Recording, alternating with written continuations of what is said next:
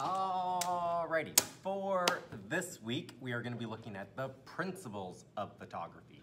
So last week, we looked at the elements of photography, and you made your own little elements of photography dictionary where you had your inspiration picture off the internet. You put your original picture that you took and then your originality proof underneath.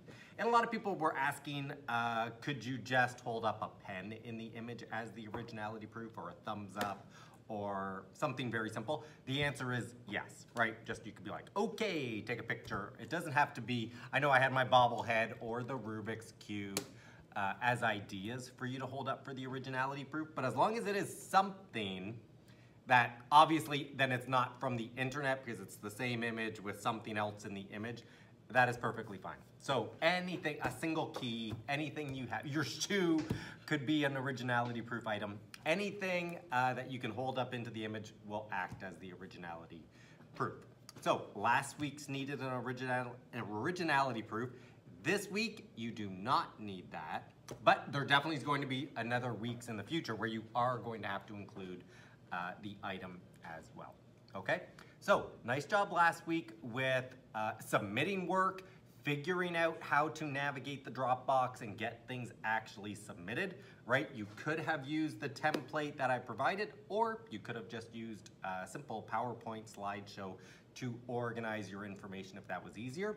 You could also, maybe you're a person that has access to Canva, right? I know some schools and some teachers have access to Canva, where you could put your images in Canva, put the little blurb, and have it like a long poster style, right? I'm not concerned about how you're presenting it in the end. I would like it all in one file so that I don't have to open up, 3 pictures per element for all of them. I do want it to be in one file, but most people did very good with that, so nicely done.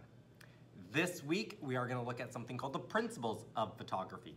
So, last week was the element, which is like the tools of photography, things that you can think about. How am I going to make an image that has minimal visual clutter, which is even what you were doing when you were describing what you took a picture of, right? If it was line, I wanted you to describe for me how your picture used line to draw the person's attention, and you would describe it as the bridge. The vertical lines coming down, this line coming up, takes you into that image, right? I wanted you to describe what was in the picture. This week is gonna be more about how you use those tools. So I have a set of tools, my elements that I'm gonna now use, but how do I use those things in an effective manner? That's what the principles are going to be.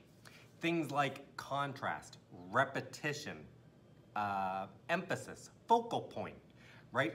I may be using line, but you want to make sure you have a focal point at the end of that line, right? That's a tool. The tool is line taking me to the focal point, which is what I want actually my viewer to be looking at. So that's what the principles are. The principles are how you're going to effectively use those tools to create a very interesting image. So that's what we're gonna look at this week.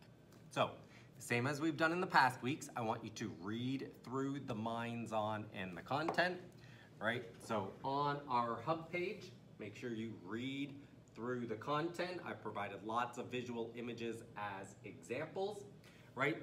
I'm gonna say the funnest one of the group is kind of when you get to balance, where it's asymmetrical balance, radial balance, or symmetrical balance. And you're taking 3 separate images, or I shouldn't say that, you're gonna find 3 separate images for that. When we get to Wednesday, that is the part where you're gonna be doing the action in the middle, and then once again, the Thursday, Friday is where you're gonna do the consolidation, where you're presenting something to actually put into the Dropbox. For this week, you can simply find images from the internet for this activity this week. So if you want to take it to the next level and you're like, well, it's pretty simple just to find an image, I want to actually try to capture an image, that would be amazing. I would love to see that. But the requirement for this week is simply that you find an example online. And same thing, you're gonna make a dictionary for yourself on the principles of photography, but you only have to use pictures that you find online or on social media or somewhere, you can include those, okay? So this week I am not expecting there to be pictures that you've taken yourself, but if you're finding you do have some additional time and you want to try to, improve your photography and put these tools to use, try to even capture, it could even be like 1 or 2 of them, right? Doesn't have to be every single one. Maybe you're going to practice with 1 or 2 of them and capture your own image. And then same thing, you're going to upload that to the Dropbox, okay? Hopefully even after just last week, where now you're starting to think about not just taking a snapshot, but making them controlled images of what you want to be in the picture. And hopefully even after just 1 week of thinking about that, you noticed your pictures starting to be a little more interesting and less visual clutter within them, right? Because the main thing, and I want you to always be thinking of this when you capture an image, you are capturing light. That's what a camera does. A camera captures light, which is why sometimes I have to expose for my window because there's a ton of natural light, and sometimes it's just a massive whitewash which makes this part of the camera look super dark.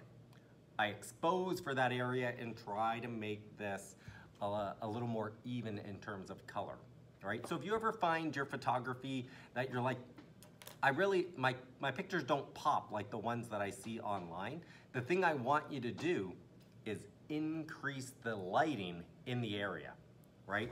And it could be, I know it's hard to see, but I actually have a ring light on right now, right?